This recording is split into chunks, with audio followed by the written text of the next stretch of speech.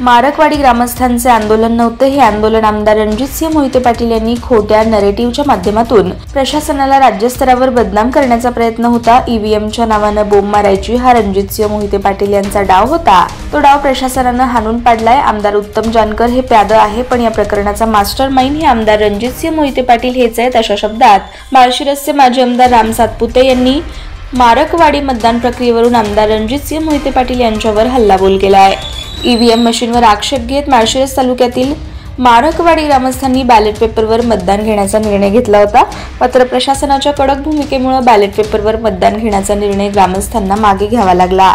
त्यावर बोलताना माजी आमदार राम सातपुते यांनी या प्रकाराला थेट आमदार रणजितसिंह मोहिते पाटील यांना जबाबदार धरले।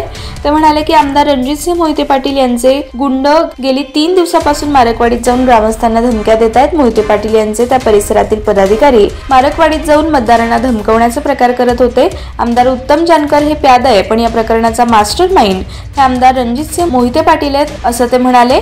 अशा प्रकारे आम्हाला किती बदनाम करण्याचा प्रयत्न केला तरी माळशिरस तालुक्यातील 1,08,566 मतदारांनी आम्हाला केलेलं मतदान हे मारकवाडीचा विषय म्हणतात। पण आमदार रणजितसिंह मोहिते पाटील यांनी मारकवाडीत सिमेंटची एक पाटी टाकली नव्हती, असा आरोप राम सातपुते यांनी केला आहे।